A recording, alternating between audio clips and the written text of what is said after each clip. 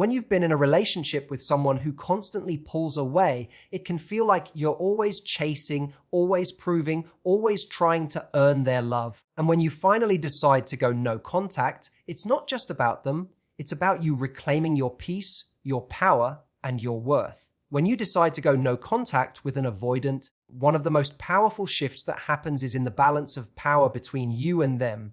In a relationship with an avoidant partner, the dynamic often feels lopsided.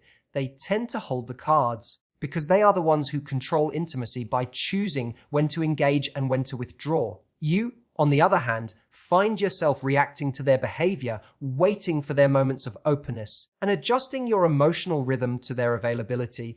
It can feel as though you are always the one leaning in while they lean back. Over time, this dynamic creates a sense of helplessness because you start to believe the relationship will only move forward when they decide it can. When you go no contact, all of that changes in an instant. By choosing silence, you disrupt the pattern they rely on.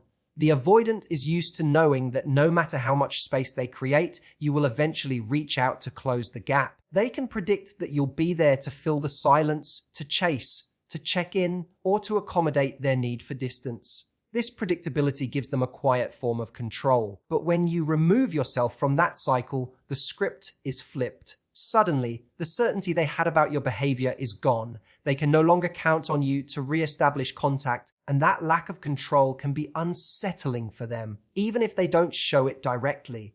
What's important to understand is that this isn't about playing games or trying to manipulate them. Going no contact isn't about punishing the avoidant, it's about reclaiming your agency. For the first time, you're not waiting to see how they move so you can decide what to do next. Instead, you're the one making the decision that defines the direction of the relationship. That choice alone is powerful because it shifts you from being reactive to being proactive. You're no longer passively hoping for scraps of attention, you're actively creating the conditions for your own emotional freedom.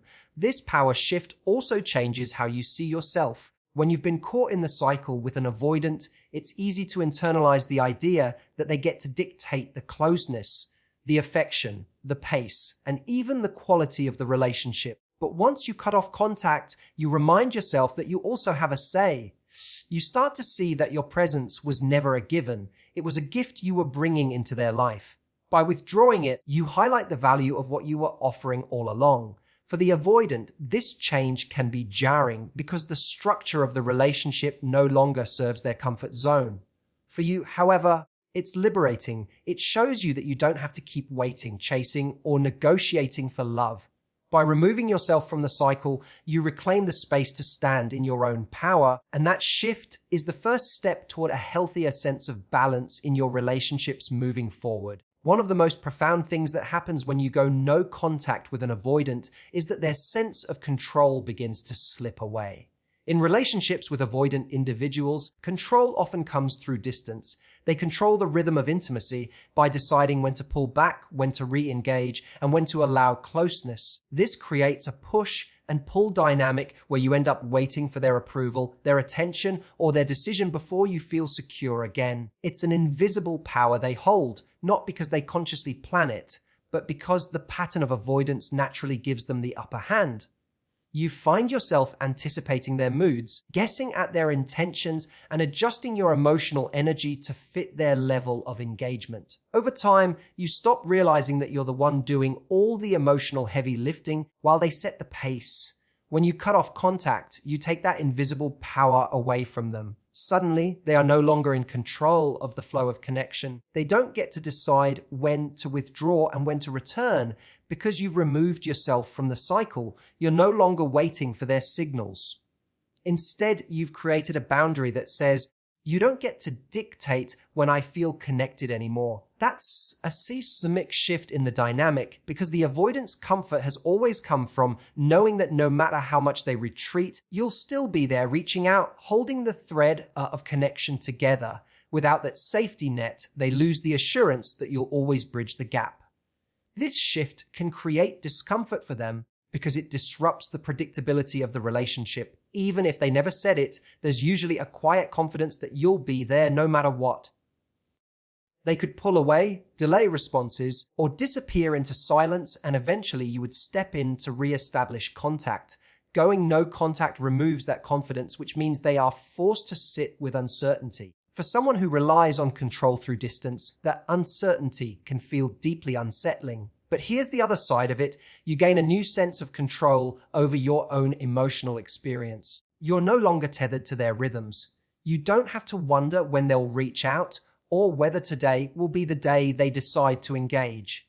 By stepping away, you stop playing the waiting game. You create space where your emotions are no longer dependent on their choices. This act of reclaiming control is not about winning or proving a point.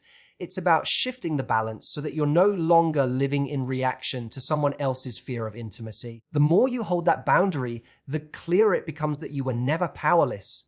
The avoidant only seemed to have control because you gave them access to your time, your attention, and your energy, even when it wasn't reciprocated. Going no contact reveals that you hold more influence over the relationship than you realized because you're the one choosing whether to participate in the cycle at all. When you go no contact with an avoidant, one of the first things that happens is a wave of confusion on their end.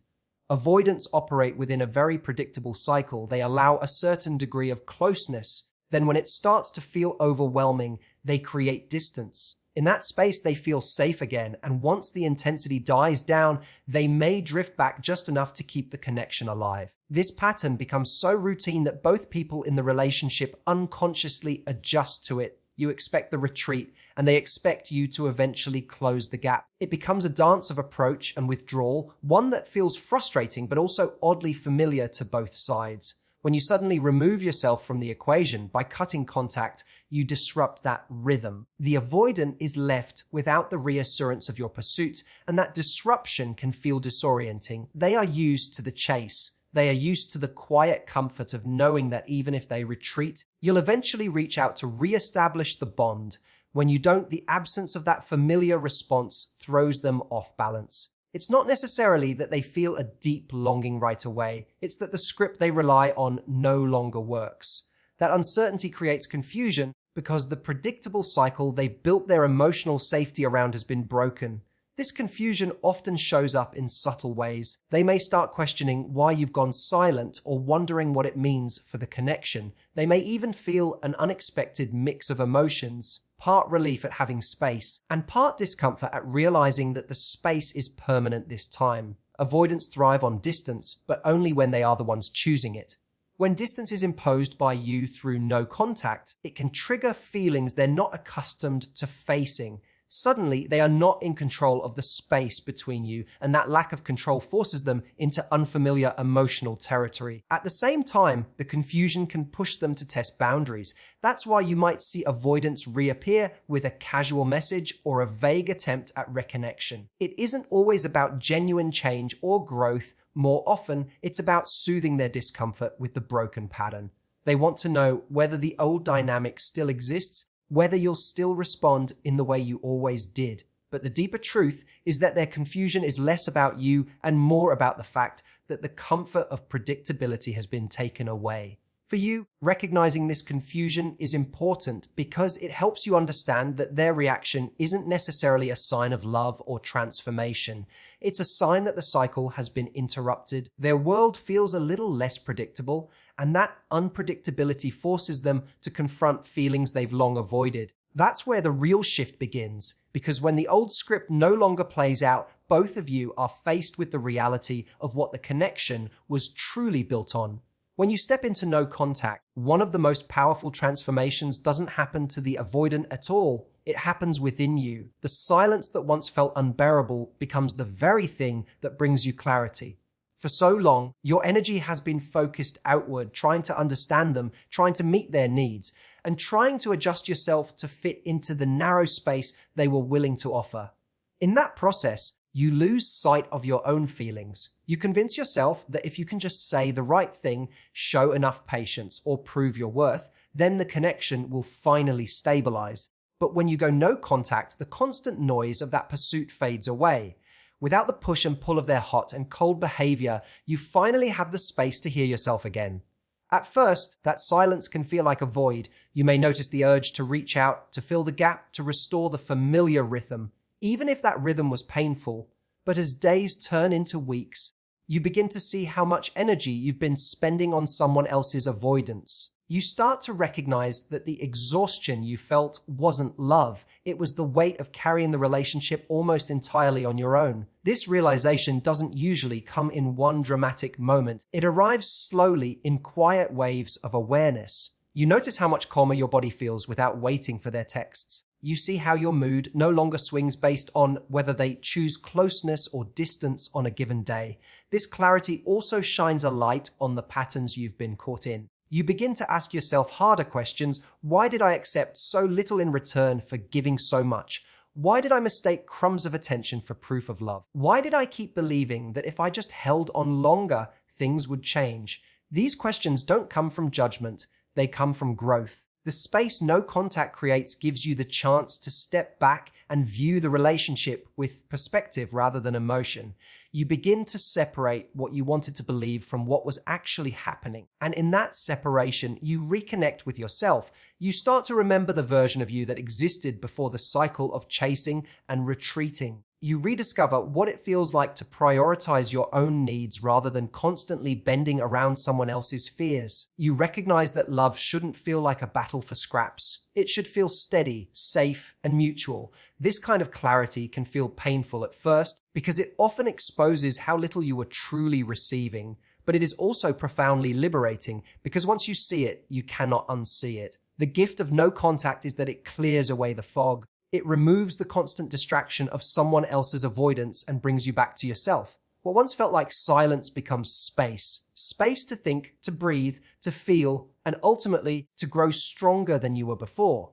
When you go no contact with an avoidant, one of the most common reactions you may notice is that they try to reappear in small, often subtle ways. This usually shows up in the form of a casual message, a quick hate text, a comment on social media, or some seemingly random attempt to reconnect.